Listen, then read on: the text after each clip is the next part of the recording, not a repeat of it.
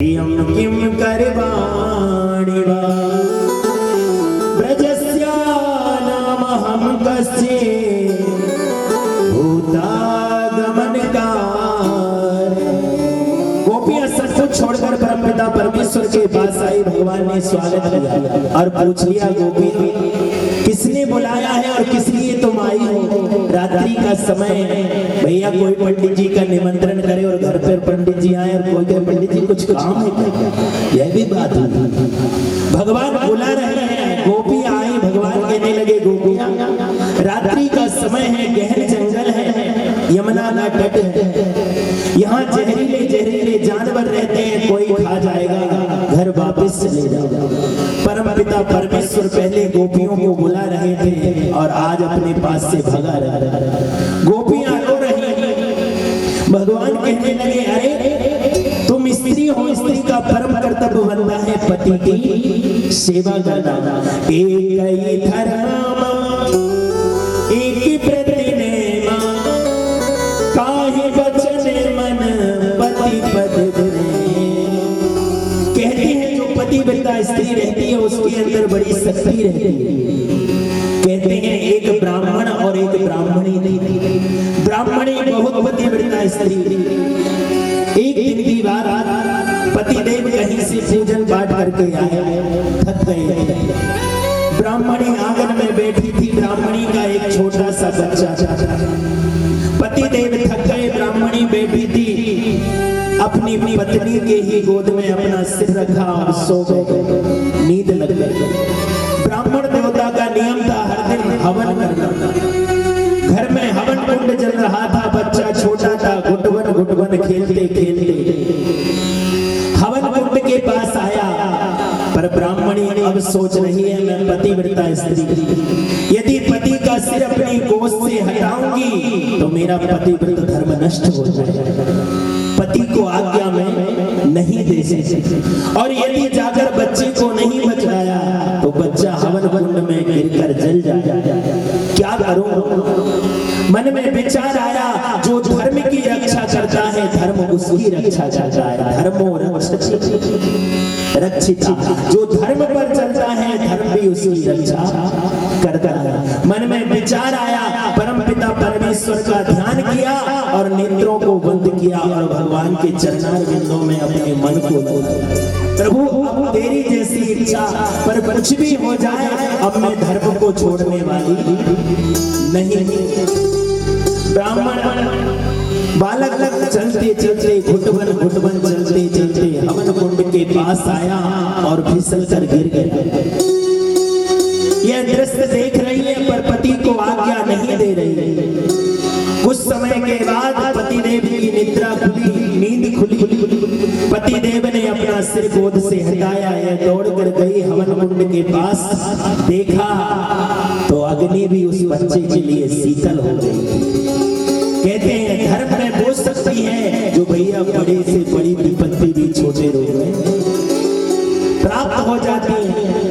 तो स्त्री का परम कर्तव्य बनता है, पति कैसा भी हो, बीमार हो, लंगड़ा हो, लूला हो, स्त्री का परम कर्तव्य बनता है पति की सेवा करना। बिन परमेश्वर सुना मंदिर, बिंदिया बिना ललार सोना, पति बिना संसार सोना, पति बिना संसार। कहते हैं भैया पति कैसा भी हो, यदि कोई बात हो जाए तो आपस में उसका निपटारा कर लेना, पर दूसरों को मत बताना। क्योंकि कहते हैं दूसरे लोग बहकाने में बहुत माहिर होते हैं। कहते हैं यदि संबंध हो गया तो कोई छोटी सी बात हो तो घर में ही समाधान कर लिया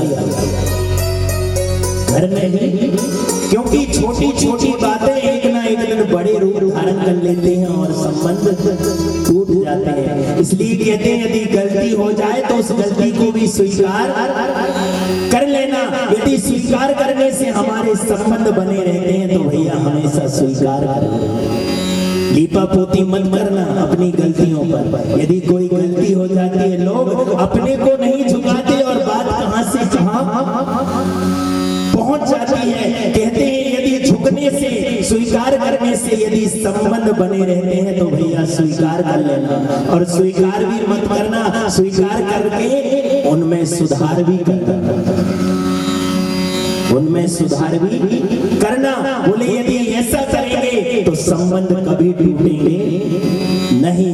एक ही धर्म एक प्रतिनेमा, काहे वचन मन पति पद परमपिता परमेश्वर आज गोपियों को अपना धर्म बता रहे हैं कि जाओ पतियों की सेवा करो। देखिए पति का कर्तव्य बनता है स्त्री की भी सेवा न करे पर सम्मान करे। कहते हैं जिस घर में नारी का अपमान होता है उस घर से सब प्रकार की संपत्ति चली जाती है। इसलिए कहते हैं यत्र धर्मस्तु पूजन्ते रमन्ते तत्र देवता। स्त्री घर की लक्ष्मी। ऐसा नहीं कि स्त्री खूब पालन करे धर्म का और आप खूब दारू पी कर आओ और खूब दो जमा।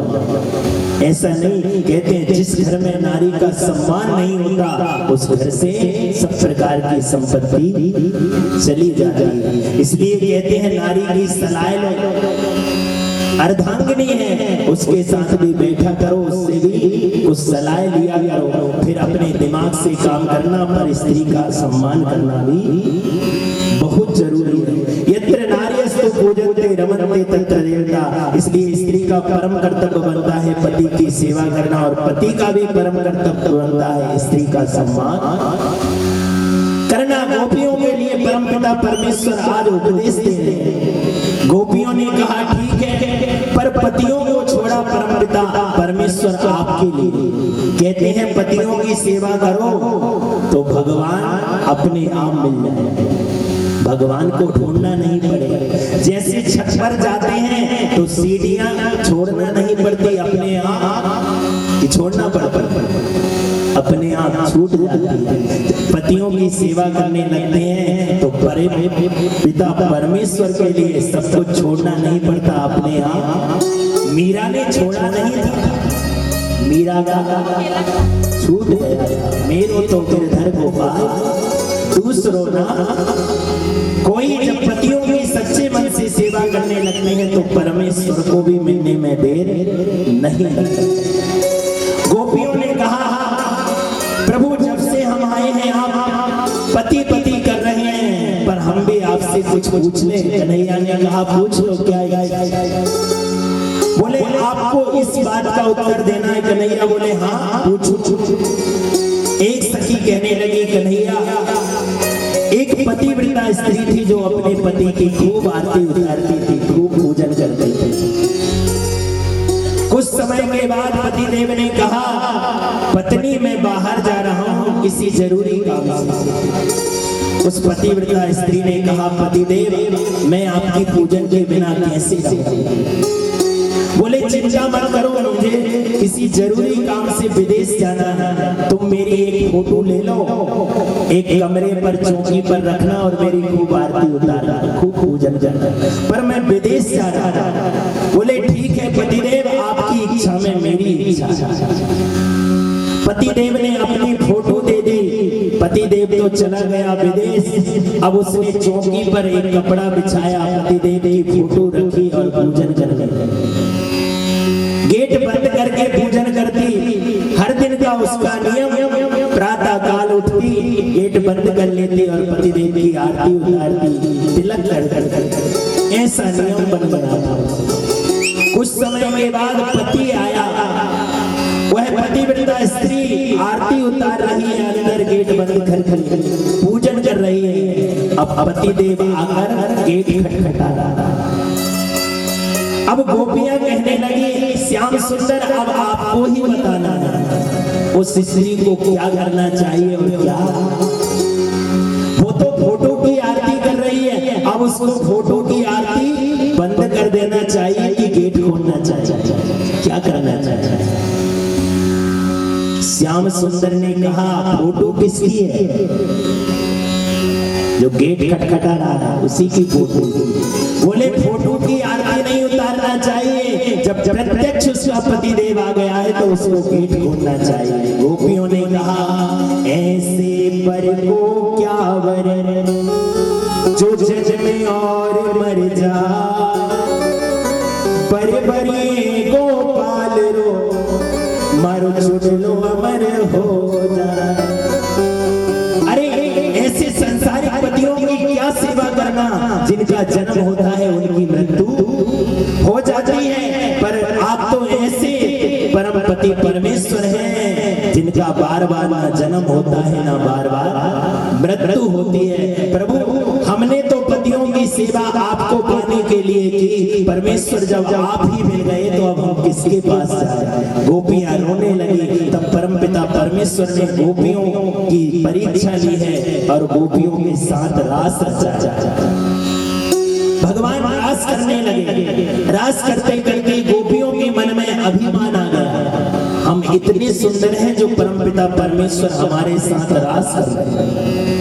कहते हैं जहां अभिमान आ जाता है वहां परमपिता परमेश्वर का वास, अभिमानी के यज्ञ में कबो न आवे राम। जहां अभिमान से भगवान को बुलाया जाता है वहां भगवान कभी आना स्वीकार नहीं करते। इसलिए कहते हैं जब भी कोई आयोजन करवाओ तो ऐसा मन में भाव मत लाना कि मैं करवा रहा। कितना सुंदर आयोजन हो जाए पर उसमें आनंद, कितना पैसा खर्च कर लेना पर आनंद नहीं आया। और कहते हैं भाव से यदि करवाएंगे कोई चीज में कमी हो जाती है पर आनंद आ जाता है, क्योंकि भगवान जब आ जाते हैं तो जो आनंद सिंधु सुख राशि सीकर लोक सुपासी। कहते हैं संसार में जो आनंद है वो बिंदु है और भगवान की कथा में जो भाव का आनंद है वो तो सिंधु है, वो तो समुद्र है। गोपियों के मन में अभिमान आया, परमपिता परमेश्वर गोपियों को छोड़कर राधा रानी को साथ में लेकर चले। चलते चलते राधा रानी ने मन में विचार किया कि मैं यदि श्याम सुंदर के साथ में चली जाऊंगी तो गोपियों को श्याम सुंदर की प्राप्ति नहीं होगी। राधा रानी ने भी चलते चलते कहा श्याम सुंदर मेरे पैरों में दर्द होने लगा, आप अपने कंधे पर बिठा लो। श्याम सुंदर समझ गए कि राधा रानी के मन में भी मान आता है। श्याम सुंदर ने कहा राधा रानी मैं झुक जाता हूँ तुम मेरे कंधे पर बैठ जाना। श्याम सुंदर जैसे ही झुके राधा रानी बैठने के लिए तैयार हुई कि राधा रानी को छोड़कर श्याम सुंदर अंतर ध्यान चले गए। यहाँ गोपियों को छोड़कर आए, गोपियां माँ यमुना के तट पर श्याम सुंदर को ढूंढ रही। ढूंढते ढूंढते राधा रानी के पास आई। राधा रानी से कहने लगी सखियां राधा रानी श्याम सुंदर तुमको भी छोड़कर चले गए। बोले हाँ चलो हम सब मिलकर यदि श्याम सुंदर को ढूंढेंगे तो श्याम सुंदर जरूर मिल जाएगा। गोपियां और राधा रानी श्याम सुंदर को ढूंढने लगी। राधा ढूंढ रही किसी ने मेरा श्याम देखा, राधा ढूंढ रही किसी ने मेरा श्याम देखा, राधा ढूंढ रही किसी ने मेरा श्याम देखा, राधा ढूंढ रही किसी ने मेरा श्याम देखा, किसी ने मेरा श्याम देखा, किसी ने मेरा श्याम देखा, किसी ने मेरा श्याम देखा, किसी ने मेरा श्याम देखा। वो तो सबसे पूछ रही किसी ने मेरा श्याम देखा, सबसे पूछ रही किसी ने मेरा श्याम देखा।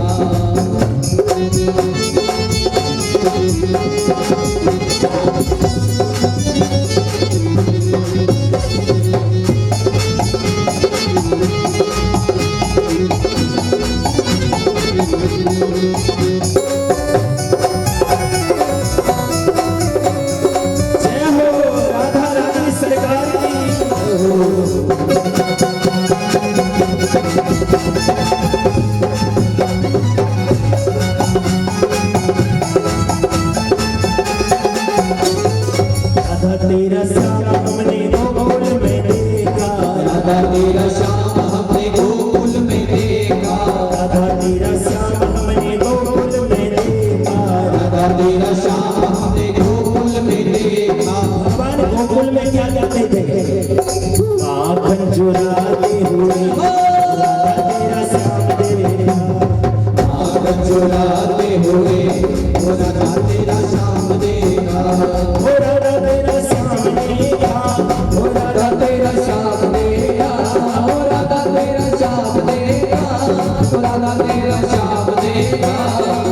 सबसे पूछ रही किसी ने मेरा श्याम देखा, सबसे पूछ रही किसी ने मेरा श्याम देखा।